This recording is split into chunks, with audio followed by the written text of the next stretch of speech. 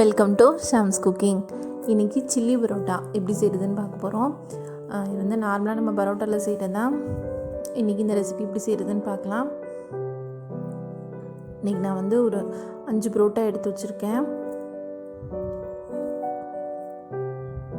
First வந்து நம்ம ஒரு மசாலா பேஸ்ட் ரெடி பண்ணிக்க போகிறோம். இதுக்கு வந்து ஒரு பெரிய வெங்காயம் கட் பண்ணி எடுத்து வச்சுருக்கேன். இது கூட 2 தக்காளி, 1 இன்ச் அளவுக்கு இஞ்சி, அதை பொடியை நறுக்கி வச்சுக்கலாம். இது கூட ஒரு 7லேருந்து 8 பல் பூண்டு. இது எல்லாத்தையும் மிக்சியில் நல்லா பேஸ்ட்டாக அரைச்சி எடுத்து வச்சுக்கலாம். இப்போ அடுப்பில் ஒரு பாத்திரத்தை ஹீட் பண்ணியிருக்கேன். பாத்திரம் சூடானதும் ஒரு 2 டேபிள் ஸ்பூன் அளவுக்கு எண்ணெய் ஆட் பண்ணிக்கலாம்.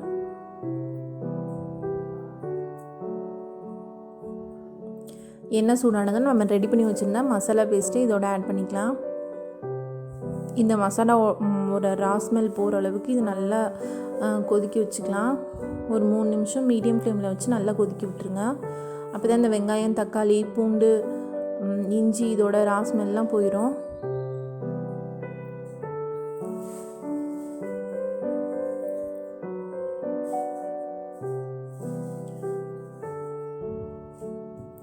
பாருங்கள், நல்லா கொதிச்சு எண்ணெயெல்லாம் பிரிஞ்சு வந்துச்சு. இதோட கலரும் சேஞ்ச் ஆயிடுச்சு.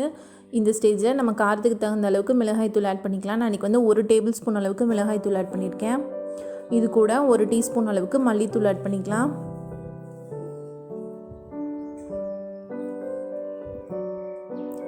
அதையும் சேர்த்து நல்லா கலந்து விட்டுருங்க. இது கூடவே நான் வந்து ஒரு கேப்சிகமும் ஒரு வெங்காயமும் நல்லா டைஸ் பண்ணி எடுத்து வச்சுருக்கேன். அது கூட 2 பச்சை மிளகாயும் இந்த மாதிரி பொடி பொடியாக கட் பண்ணி அதையும் ஆட் பண்ணிக்கலாம்.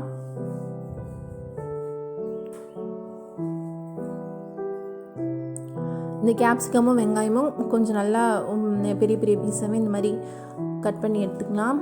இதையும் இப்போ இதோட ஆட் பண்ணிடலாம். ஆட் பண்ணிவிட்டு இது நல்லா கலந்து விட்டுடலாம்.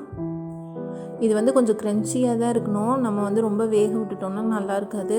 அதனால் இது வந்து இந்த ஸ்டேஜ்லேயே ஆட் பண்ணிக்கலாம். ஆட் பண்ணிவிட்டு இது நல்லா கலந்து விட்டுட்டு ஒரு 2 நிமிஷம் மீடியம் ஃப்ளேமில் இருக்கட்டும்.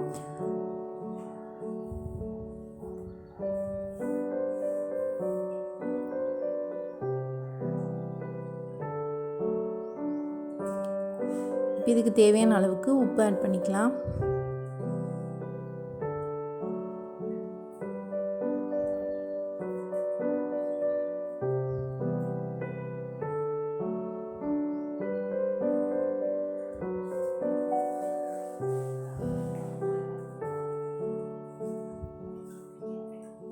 ஒரு ஈஸியான பிரேக்ஃபாஸ்ட் ரெசிபி தான். நம்ம மொதல் நாள் செஞ்சுட்டு மறுநாள் புரோட்டா மிச்சமாக இருந்தால் லெஃப்ட் ஓவர் புரோட்டாலையும் இது செய்யலாம். இல்லை நமக்கு தேவைன்னா உடனே கூட செய்யலாம். இது ரொம்ப எம்மையான ஈஸியான ரெசிபி. கண்டிப்பாக ட்ரை பண்ணிவிட்டு எப்படி இருந்துச்சுன்னு உங்களோட ஃபீட்பேக்கை கமெண்டில் சொல்லுங்கள். இப்போ நம்ம ஆல்ரெடி ரெடி பண்ணி எடுத்து வச்சுருந்த புரோட்டாவை இந்த மாதிரி பீசஸாக கட் பண்ணி எடுத்துக்கலாம். இது வந்து கொஞ்சம் ரொம்ப சின்னதாக இல்லாமல் கொஞ்சம் பெரிய பெரிய பீஸாக கட் பண்ணி எடுத்துக்கோங்க. அப்போ தான் நல்லாயிருக்கும் மசாலாவோட கோட்டாகி வரும்போது.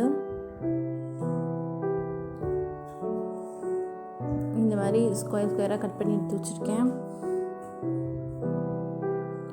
இது கூட அதோட க்ரன்ச்சினஸ்க்காக சும்மா ஒரு பாதி அளவுக்கு கேரட்டு டைஸ் பண்ணி சேர்த்துருக்கேன்.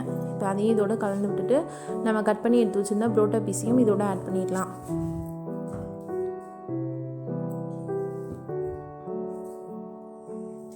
உங்களுக்கு வேணும்னா பச்சை பட்டாணி இருந்தால் கூட பச்சை பட்டாணி ஆட் பண்ணிக்கலாம்.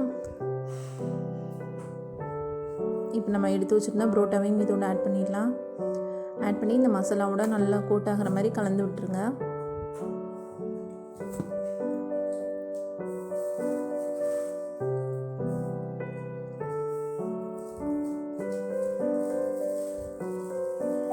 இப்போ இந்த ஸ்டேஜில் நான் வந்து ஒரு ஸ்பூன் அளவுக்கு வினிகர் ஆட் பண்ணிக்கிறேன். இது கூட ரெட் சில்லி சாஸ் கொஞ்சமாக, இது கூட சோயா சாஸ் எல்லாமே 1 ஸ்பூன் அளவுக்கு ஆட் பண்ணிக்கலாம்.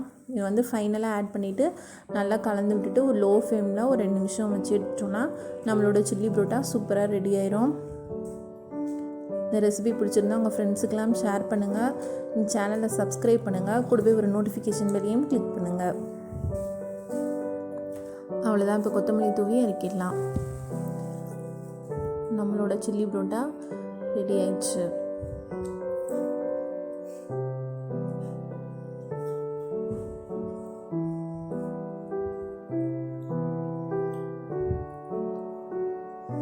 நன்றி.